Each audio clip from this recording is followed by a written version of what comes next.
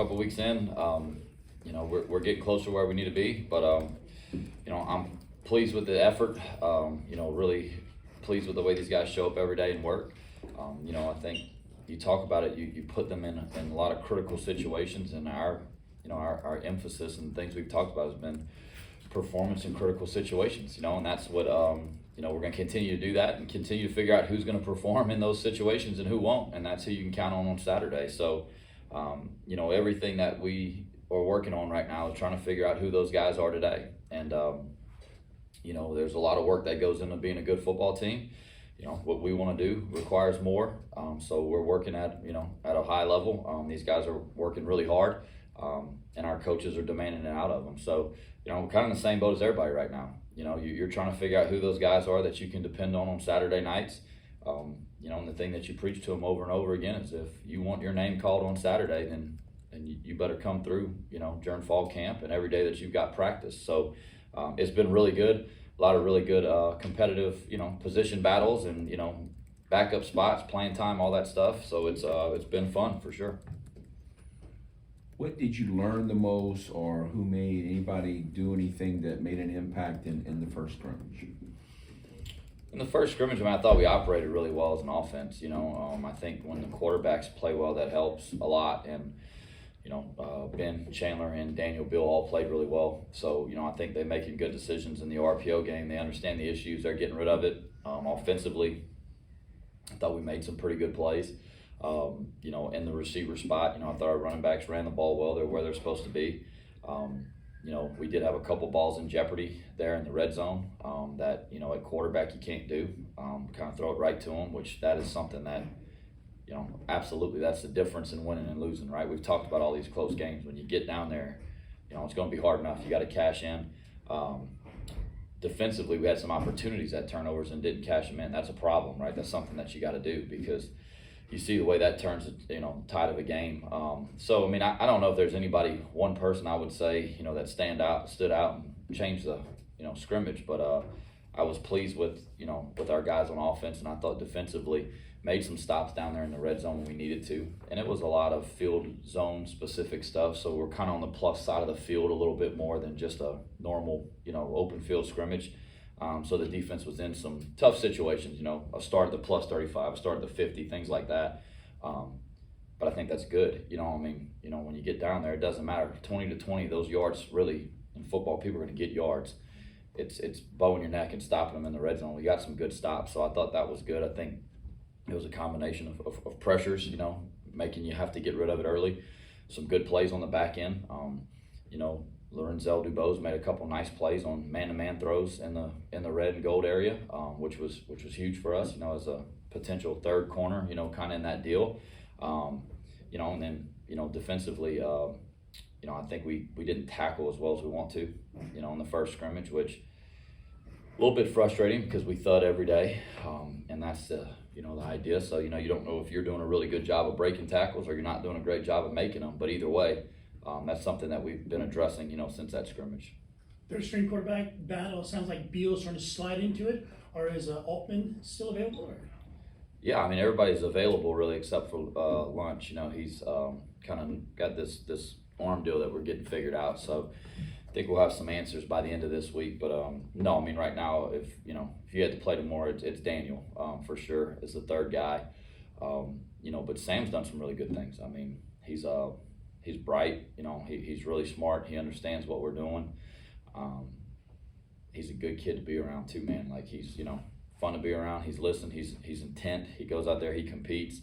But naturally, you don't win state championships if you're not that type of person. So you see why he's been so successful, and he does a good job for us. If no one separates, which that cornerback like really hadn't done in a long time, what's going to be the determining factor? It comes down to taking care of the ball. You have to take care of the football, and you got to make the easy plays look easy. Yeah, I don't know. I know it sounds ridiculous, but you have to make the easy plays look easy. That can't. The ones that you're supposed to have, you got to be 100% on that. And you're going to have to make contested throws. You have to make great throws and catches and all that stuff. And they're capable of all that, but you have to operate the offense day to day and do things that don't hurt our team. You have to do things that, if anything, all you do is enhance our team. And they're both really good players. I mean, I've said that 100 times before, and I'm in a great spot right now saying that I feel without a doubt that either one of them could win games for us. My job is to say who is playing the best, taking care of the ball the best, and making the best decisions to make our team play better. And that's a good spot to be in because, you know, at the end of the day, you feel like you got two guys that you know you believe in. And, you know, the guy who ends up being second, you know, it doesn't make him feel a whole lot better that day, but our team believes in him. I mean, I've said that from the beginning. So I think when you have a quarterback battle like that, I know people always talk, well, what about chemistry? Our guys rotate with everybody. All right, so we've got plenty of throws between now and whenever we play the first game. So that is not a concern at all to me. When you have a battle like that, everyone on your team looks at the quarterback, right? The most important position in everyone's eyes, right? And you got two dudes that we all believe in that are battling their tails off day in and day out. It makes your team better. Those guys don't ask for any special treatment. They go out there, they rotate with the ones and the twos, and they go take their reps, and they don't say a damn word. They just work. And that's why I love those two guys. There's no animosity in the room. They work. It's all business. They both want to be the guy. And that's why we're going to be in a good spot whenever we come out of this thing. So it's been what you expect. It's been two guys that are going out there, and they're operating at a really high level. And I think it brings the rest of our room along with them. Because, you know, you're sitting in there watching these two guys operate. You don't want to be the one that goes out there and can't get it done either. So it's elevated our team and our room for sure. So was the scrimmage the first time that the ball security issues came up? I mean, I'm not going to say like we haven't turned the ball over at all, but some of the decisions in there, I think they showed up a little bit more in the scrimmage, which is the kind of the closest thing that we get to a game. You know, we don't get a preseason in college. But yeah, I mean, it's just, you know, I think they've taken care of the ball for the most part pretty good. You know, it's just that's going to be the deciding factor when you get through this whole thing is like, well, you know, I mean, you're splitting hairs. You know, you're trying to figure out who's the best. You know, you're not trying to figure out, you know, it'd be easier if it was like, okay, this guy's just not ready. Well, that's easier, but that's not best for us. You know, usually the best thing is the hardest thing. So, you know, you got to figure out a way to split hairs, and that's what, you know, that's what we're doing is keeping track of all those things and figuring out who's making all those routine plays look routine.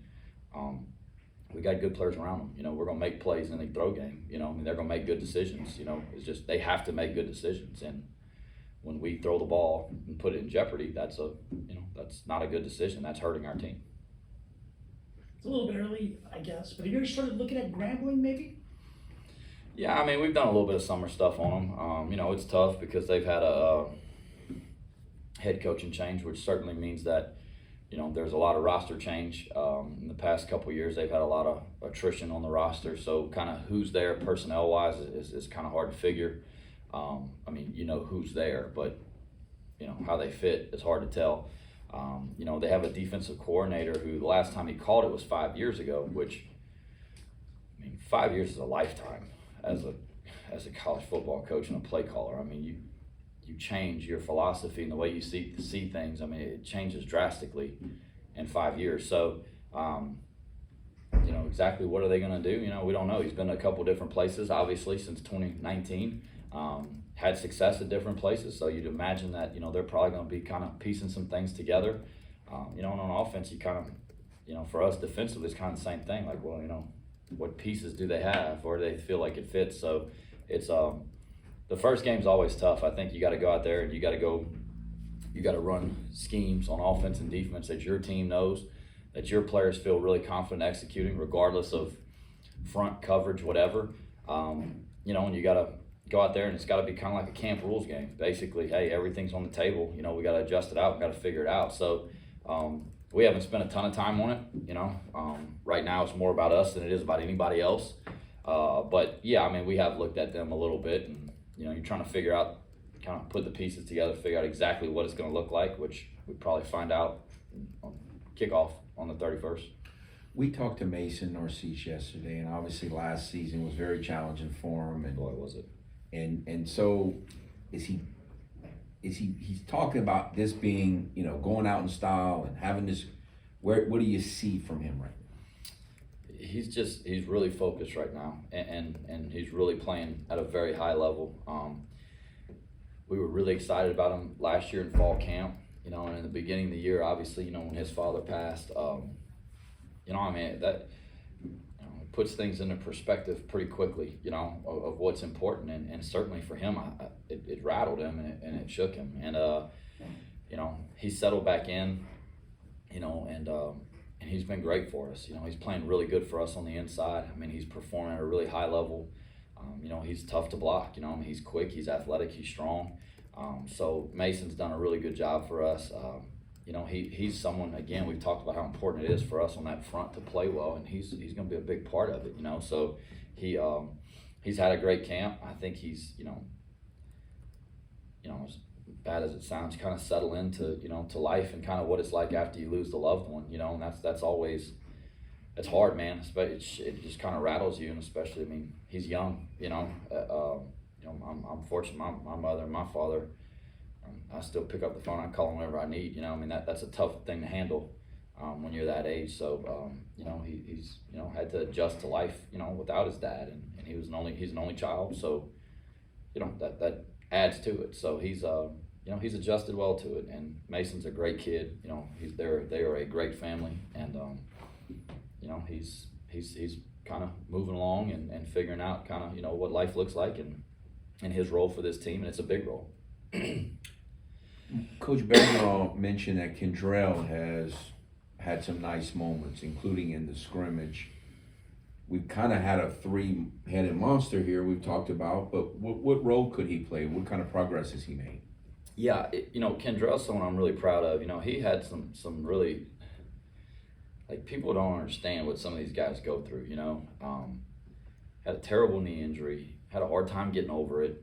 The rehab process was difficult, didn't go like he planned, and he kind of just lost his way a little bit. And, guys like him are the guys that you love on your team. This spring there was just a real honest conversation with him. Like, hey, look, if you don't do these things and it doesn't become really important to you, it doesn't look like it is, you're never going to play. And, this summer, I mean, he completely changed. He gained almost 20 pounds, which he needed to do really badly. He's gotten himself healthy. Right now, he looks fast. He's a state champion in the 400. I mean, the guy has more state championships than probably the rest of the team combined by himself in high school. I mean, he's gotten himself back to where he is. We're not going to play 4, and that's too many to rotate. But he's got real special teams value. And I don't think there's been one year where we've gotten through the season where all 3 running backs that we played have made it through the year healthy. So he's got to be in position to be that third guy whenever we need him, and he'll be ready. And that's the thing that I'm just proud of him, because the conversation we had with him, it was not, it wasn't sugarcoat, it wasn't rainbows and butterflies. It was like, hey, you are not gonna play, you are not gonna travel, because right now this is what you're doing. You need to do this, and this to get there. And he said, yes, sir. And he made changes. So right now he's going to play a big role for us on teams. I mean, he flies down the field. I mean, punt, kickoff cover, different things like that. So he's going to have a role for us. And he's a guy that, you're really proud of. You're really proud of the changes that he's decided to make and how important football is to him. And, I couldn't be happier for him and for us. We just interviewed Jaden Duggar, and he almost looked like a basketball player, or could pass as one. How does he fit in, and what role is he going to play on the defense? He played a big role. The short of it. So it's funny. He came in here and we OV'd him. He played safety. At Georgetown before he transferred here, and you can tell he's tall on the tape, but you don't really know, right? So we come in, we do the official visit, and we make the players stand up and they introduce their family. And it's like he stood up out the chair and he just kept going up, and everybody's kind of like, who in the heck is this guy? I don't know if I've ever been more impressed with someone, how naturally they've been able to handle moving from safety in the back end to being on the edge and being, right at the point of attack. And he's a natural pass rusher, which is unbelievable. He has it, he's worked hard at it. He's extremely physical. He sets the edge. He uses his length well. He does things really naturally that are just way ahead of the curve. I thought he'd be able to play 12 for him only, and he'd be able to go out there, and kind of play the edge and kind of surf and play the quarterback and things like that. Just thinking it's going to take him a couple years, just to develop that skill set. But Coach Giuliani and Coach Mouton have done a great job with him. They've worked really hard, and he's done the work. And he looks like he's been playing on the edge his whole life right now. He's tough. He can run. He's really smart. He communicates very well. If y'all talk to him, he smiles, and this nice guy. He's got like an alter ego when he goes out there to practice. It's like it's off, and he's all focus, and you kind of love that about him. It's like he flips the switch, and he goes out there. He's a different person. So I've just been incredibly impressed with how easy that transition looked. Because it's not, and he's made it look really easy. So he's gonna be a big part of it for us, and he's dynamic player on the edge.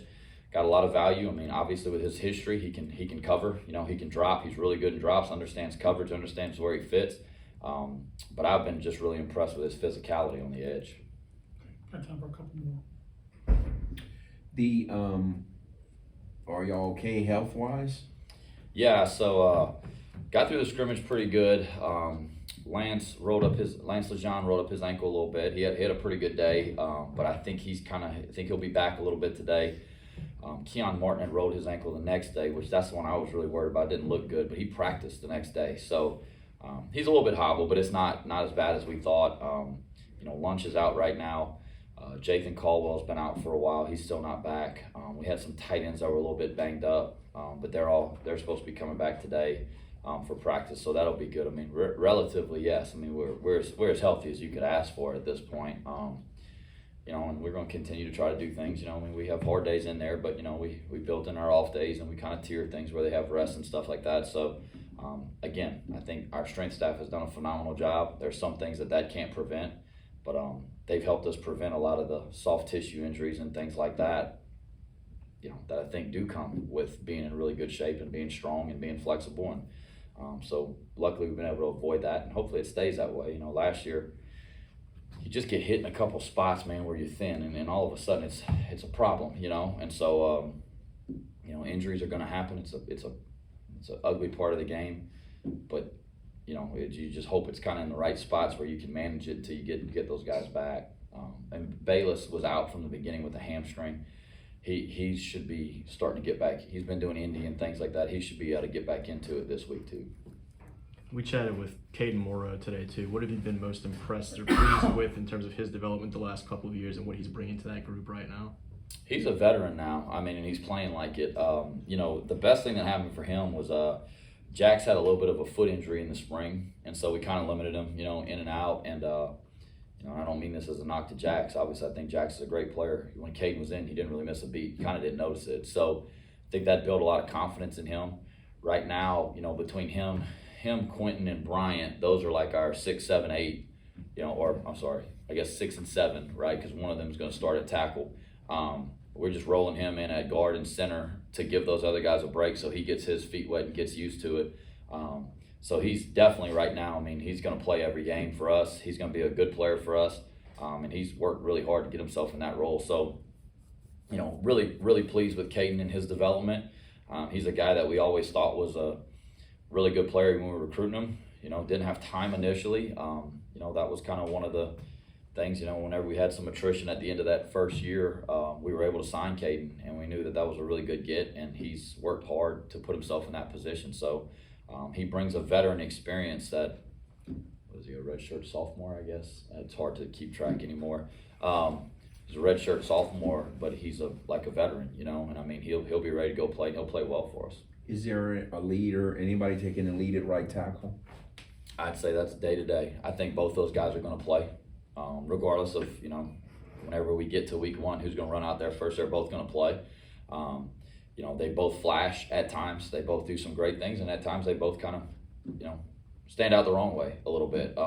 So they're competing. They're competing their tails off right now, and that's what you want. So it's making us better. But both those guys need to play, deserve to play. They will play. John Bragg is someone who's been like a really bright spot for us, in here on the offensive line. He's got a lot of athletic potential. You know, we're gonna get King back here pretty soon. He'll start working his way back into it. So, you know, you got some answers in there, but right now Q and Brian are the two at right tackle, and they do some really good things. And, you know, it's kind of back and forth, I would say. I wouldn't say that, you know, it's probably flip a coin day to day, you know, who's going to play a little bit better, which is not a bad thing. It's not like they're both playing terribly, you know, that's not the issue. You know, there's just who's playing better. Okay. All right. Thank you, All right, guys. thanks, guys. Thanks, guys.